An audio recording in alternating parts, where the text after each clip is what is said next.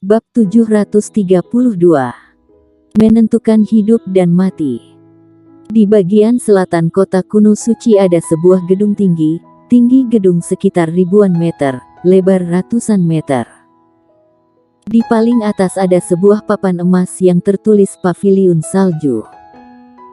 Di kota kuno suci, meskipun Paviliun Salju tidak memiliki kekuatan yang sekuat aliansi pedang maupun istana bulan, tapi membuat aliansi pedang dan istana bulan bahkan jenius di peringkat suci juga sangat takut pada mereka. Karena pendiri Paviliun Salju adalah si jenius super peringkat pertama peringkat suci. Di waktu itu, aliansi pedang dan istana bulan masih belum muncul. Di zaman itu, remaja kota kuno suci hanya ada satu perkumpulan, yaitu Paviliun Salju. Meskipun zaman sudah berubah, Paviliun Salju sudah merosot, tapi kekuatan dasar mereka masih ada. Ini juga alasan kenapa Paviliun Salju bisa terus bertahan sampai sekarang. Warrior yang tidak bercanda, dia datang ke Paviliun Salju.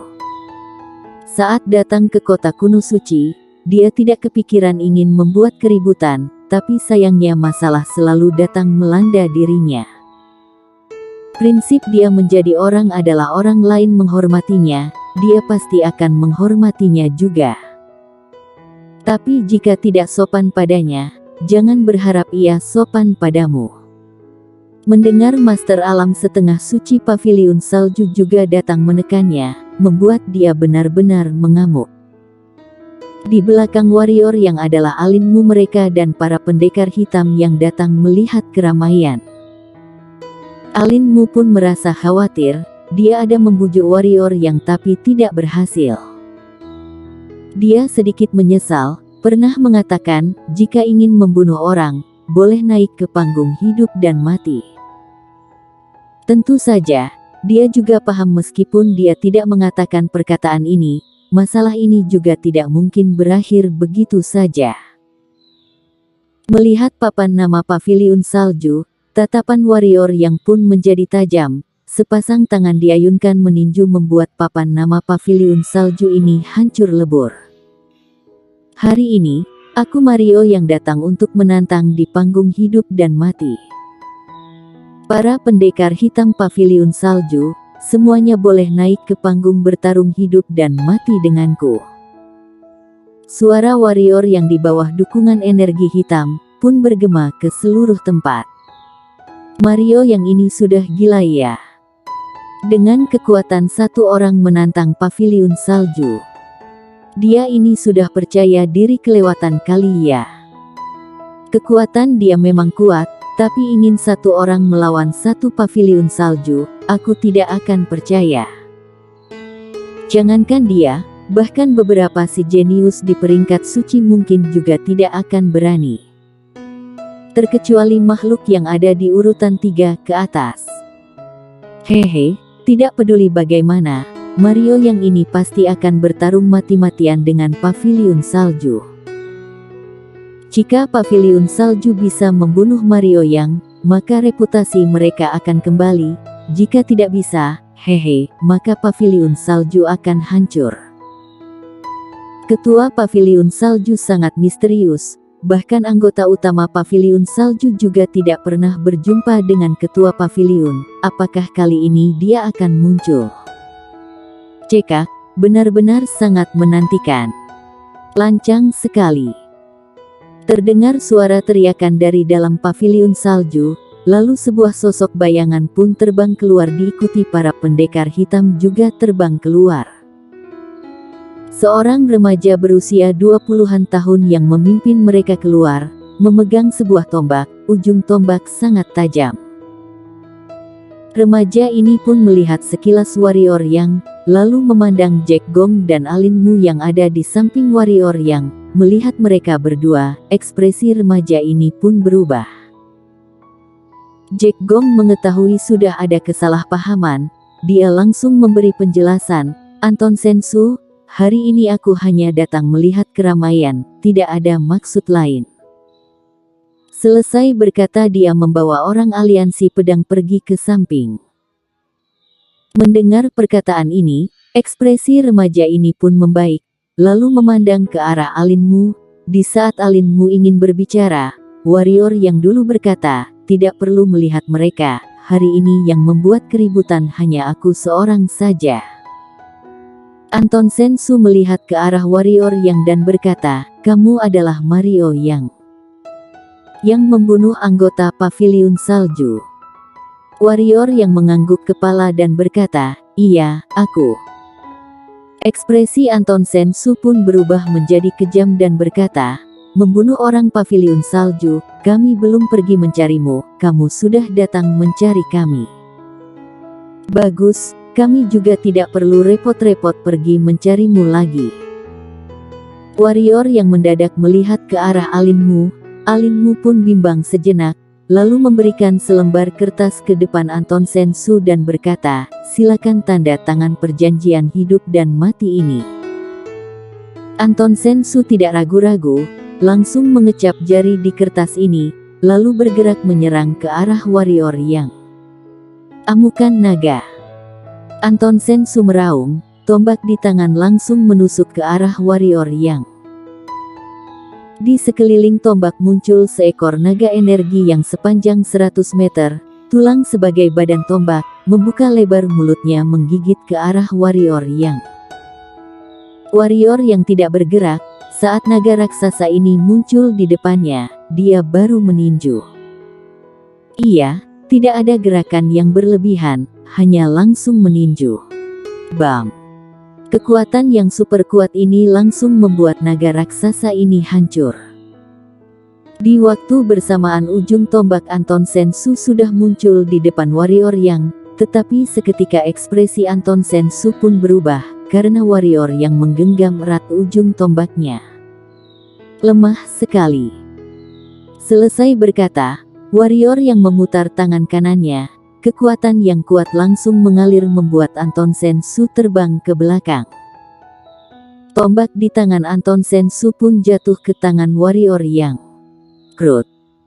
Tombak panjang menancap di badan Anton Sensu, lalu badan Anton Sensu pun terbang dan tertancap di gedung dinding Paviliun Salju.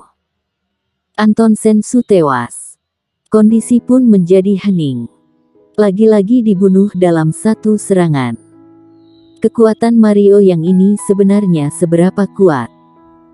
Ini juga hal yang dipertanyakan oleh Alinmu, karena sampai sekarang, Mario yang masih belum mengeluarkan kekuatan sesungguhnya. Bisa dikatakan, orang Paviliun Salju ini masih belum ada yang membuat dia mengeluarkan kekuatan sesungguhnya. Meskipun Master Alam Setengah Suci, mungkin masih belum bisa membuat dia mengeluarkan kekuatan sesungguhnya, jadi sebenarnya seberapa kuat kekuatan dia sesungguhnya? Apakah sebanding dengan peringkat 10 besar Master peringkat suci? Lemah sekali. Ayo berikutnya. Warrior yang melihat sekilas semua orang Paviliun Salju, nada bicara sangat datar. Sama seperti yang dia tebak, orang Paviliun Salju ini tidak berani melawan, tapi sesuai dengan hatinya. Mendengar perkataan warrior yang, semua orang Paviliun Salju sangat emosi, namun tidak ada orang yang berani melawan. Bahkan Anton Sensu yang merupakan salah satu panglima perang Paviliun Salju saja mati dalam seketika. Jika mereka menyerang, mungkin tidak sempat mengeluarkan jurus sudah langsung dibunuh. Saat ini, senior tua muncul di depan warrior yang, dia adalah Tetua He. Ekspresi Tetua He sekarang sangat menakutkan. Dia memelototi warrior yang dan berkata, "Anak remaja, memiliki tidak bisa menjaga emosi, aku mengerti. Tapi jika sekarang masih tidak tahu untuk mundur, biasanya akan mati mengenaskan. Meskipun memiliki kekuatan yang kuat, talenta yang baik, tapi kamu sekarang bagi orang tertentu masihlah lemah bagaikan seekor semut."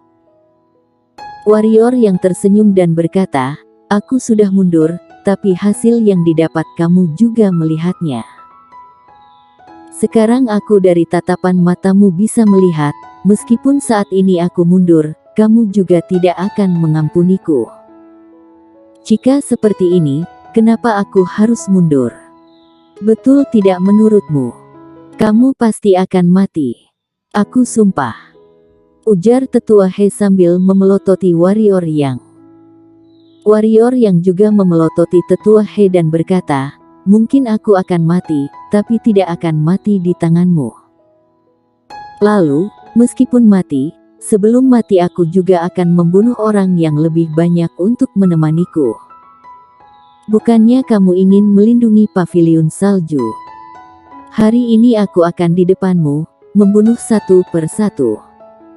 Senior tua ini ingin membunuhnya, tapi harus dalam kondisi tidak ada orang. Jika di kondisi tidak ada orang, warrior yang masih takut apa? Meskipun musuh adalah alam setengah suci, tapi dirinya memiliki monster pedang alam setengah suci di dalam pagoda Hongmeng, ditambah batu batasan wilayah, ini sudah cukup. Tetua He mulai memancarkan aura yang kuat dan menakutkan. Dia memelototi warrior yang seolah-olah akan menyerang, tapi warrior yang tetap tenang dan tidak takut. Tetua He tidak menyerang, karena dia sekarang tidak ada alasan dan kesempatan. Dia mengetahui, Tetua Li juga ada di sini. Jika dia menyerang, maka Tetua Li pasti akan ikut campur. Jangan mengira di paviliun salju tidak ada orang yang bisa membunuhmu, ujar Tetua Li. Setelah itu dia pun menghilang dari tempat semula. Ini membuat alinmu merasa lega, meskipun Mario yang 2 kali menahan serangan Tetua He, tapi dia tidak menganggap Mario yang bisa melawan seorang master alam setengah suci. Alam kaisar yang bisa melawan alam setengah suci, mungkin hanya si jenius 3 besar peringkat suci. Meskipun Mario yang termasuk jenius hebat, tapi masih tidak mungkin sehebat si jenius 3 besar peringkat suci. Tidak peduli bagaimana, bagi alinmu, Istana Bulan sudah sangat beruntung. Asalkan Mario yang kali ini bisa pergi dengan selamat, maka reputasi Istana Bulan pasti akan berkembang, melewati aliansi pedang. Tentu saja, ini bukan hal yang mudah. Tatapan warrior yang pun tertuju pada pendekar hitam paviliun salju dan berkata, kenapa? Bukannya kalian ingin membunuhku? Sekarang aku datang dan berdiri di sini, tapi kalian malah tidak berani maju. Atau bilang, kalian paviliun salju hanya pengecut, berani menindas orang yang lebih lemah. Semua orang pun mengamuk mendengar perkataan ini, muka mereka mulai memerah memelototi warrior yang. Sebelumnya adegan warrior yang membunuh Anton Sensu masih terus berputar di dalam benak pikiran mereka. Meskipun sebagian orang merasa takut, tapi di antara mereka juga ada yang tidak senang, menandatangani perjanjian hidup dan mati. Bam! Satu sosok bayangan terbang keluar. Tewas seketika. Lemah sekali. Berikutnya, suara warrior yang kembali bergema. Warrior yang membunuh dalam satu serangan, juga tidak menghalangi sebagian orang untuk menandatangani perjanjian hidup dan mati. Tidak sampai setengah menit, di depan paviliun salju sudah terbaring belasan mayat. Melihat kondisi ini, semua orang pun merinding. Di saat ini, seorang gadis memakai sarung tinju berwarna emas tua muncul di sana. Oh tidak. Ini bukannya Grace Yu, si Raja Tinju yang menduduki peringkat 10 peringkat suci. Kenapa dia ada di sini? Iya, benaran Grace Yu, 8. Kenapa dia datang ke sini? Apa? Dia menandatangani perjanjian hidup dan mati. Dia kenapa membantu paviliun salju? Apa yang sebenarnya terjadi? Tatapan semua orang pun tertuju pada gadis yang datang langsung mengecap darah dari perjanjian hidup dan mati warrior yang. Menandatangani perjanjian hidup dan mati, menentukan siapa yang akan hidup. Bersambung.